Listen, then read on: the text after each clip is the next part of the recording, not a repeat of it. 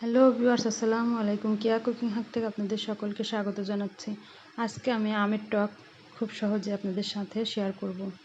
আমের টক তৈরি করার জন্য আমি 5টা আমকে ভালোভাবে ছুলে ধুয়ে পরিষ্কার করে কেটে নিয়েছি। টক রান্নার জন্য আমি এখানে নিয়েছি লবণ, হলুদের গুঁড়া, ধনিয়া গুঁড়া, সরিষা, আর নিয়েছি 2টো শুকনা মরিচ, আর নিয়েছি রসুন সামান্য একটু, আর নিয়েছি চিনি। আমি প্রথমে চুলায় একটা প্যান বসিয়ে পানি দিয়ে পানিটাকে ফুটন্ত করে ফুটিয়ে নিয়েছি।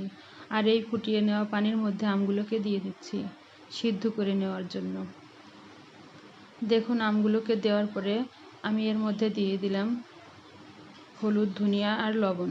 এটা দিলে কালারটা একটু ভালো আসে, আর লবণটা ভেতরে গেলে আমের টেস্টটা বেড়ে যায়। একটা ঢাকনা দিয়ে ঢেকে দিলাম, সিদ্ধ হওয়া পর্যন্ত অপেক্ষা করছি। অন্য একটা চুলায় আমি একটা প্যান বসিয়ে নিয়েছি। প্যানের মধ্যে আমি সামান্য একটু তেল দিয়ে নিয়েছি, আর মরিচ দুটোকে আমি ছিঁড়ে নিয়েছি। একটু ফোড়ন দিয়ে নেব।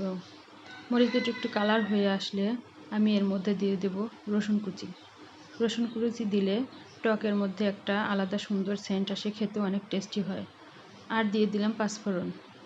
পাঁচফোড়নটা দিলে অন্যরকম টেস্ট আসে, সেন্টেরও কোনো কমতি থাকে না। আর সরিষা বাটাটা আমি এখানে দিয়ে নিচ্ছি।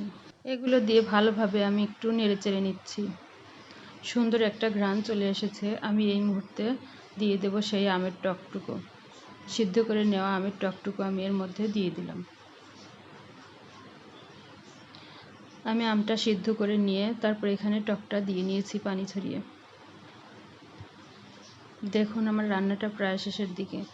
এই টক রান্নার রেসিপি যদি আপনাদের ভালো লেগে থাকে তাহলে লাইক, কমেন্ট, শেয়ার এবং সাবস্ক্রাইব করে দিবেন। আর চিনিটা দিয়ে নিলাম। এখন চিনিটা দিয়ে ভালোভাবে নেড়েচেড়ে আমি নামিয়ে নেব। আজকের মতো এখানেই বিদায় নিচ্ছি। আল্লাহ হাফেজ।